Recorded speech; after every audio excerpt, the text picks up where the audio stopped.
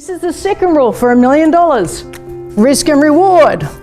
Do not tell me you want $1 million in this industry and 1 year in profit whilst you sit at home. You can be an excellent mother. This is not critiquing motherhood.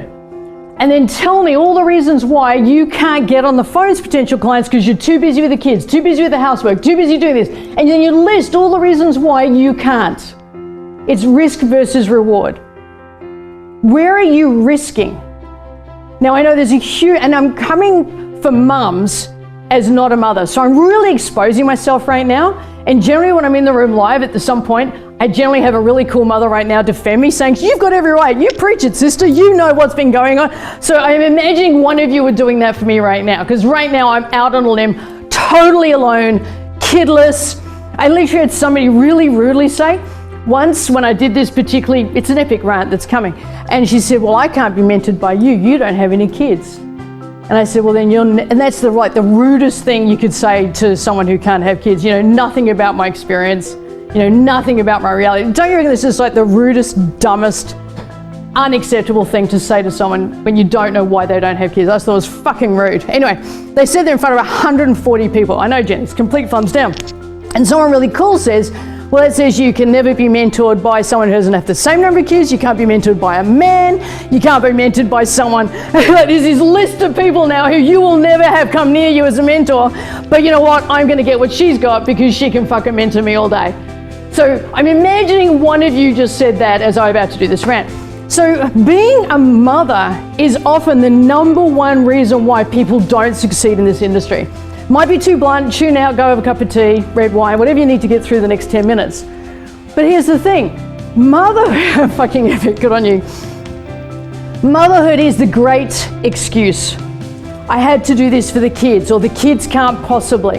I know someone who's got kids who are 13 and 15 and they still make every single meal for them.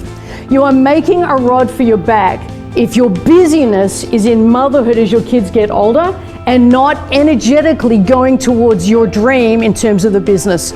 You can't be full-time mother and do all that mothering stuff and say you want this. You just, I'm not saying don't be a mother. If you've heard that, you're not listening to me. I'm not saying that. I'm saying it's about having a resourceful and fully resourceful family. So your resourcefulness needs to be matched by your family's resourcefulness. If you have a husband, he's gonna pull his weight. Oh, my husband doesn't blah. Well, he does now. So I outsourced gardening, cooking, dog walking, dog grooming, cleaning, bookkeeping within my first 12 months of my business. I outsourced all of it. Anything that wasn't core to this, I delegated. Because that $25 an hour or $30 an hour was never gonna be my fee. My fee in a very short period of time was, I went 100, I remember, 100, 150, 250, 500, and onwards from there. So I was gonna make, say, $500 an hour versus the $30 an hour the cleaner or the cook was gonna do. All of a sudden, I was having this delegation of what I wasn't core to my income, so I could focus on taking the risks I needed to do well in the things I needed to do well in. Are you guys getting this?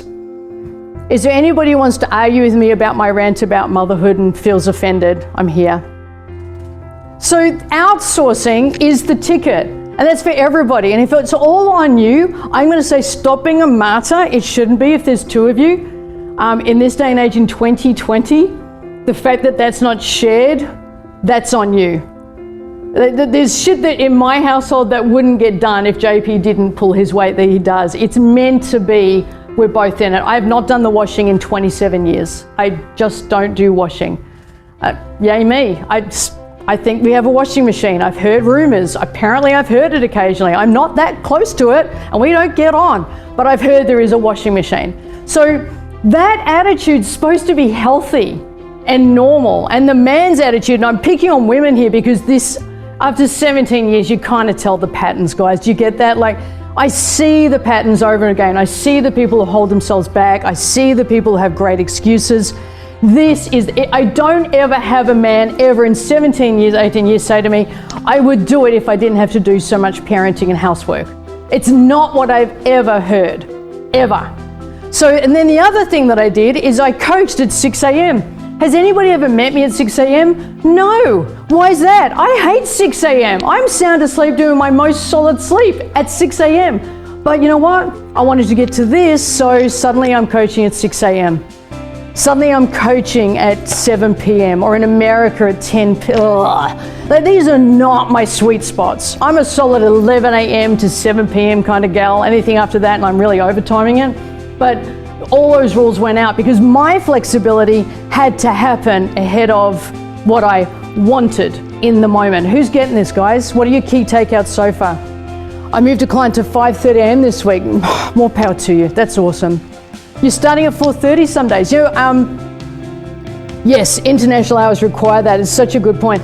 The way I learned this was I went and saw Tony Robbins once at a Date with Destiny, and he said, I got given the gift of learning how to polo, to get on a horse and polo. And he said, well, my hours are so full, I can't fit it in, but I have to. So he got up at 4 o'clock every morning for months, because that's when he could fit in polo lessons from 5 a.m. to 6:30. And then I heard about The Rock. Who admires The Rock? I'm not asking if you like him as an actor, just admiring his work ethic. That's all I'm like.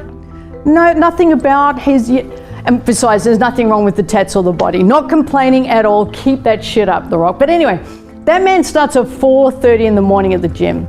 Now, when you hear stories like that and you see the results they're getting, you start thinking, I wonder if there's something to this.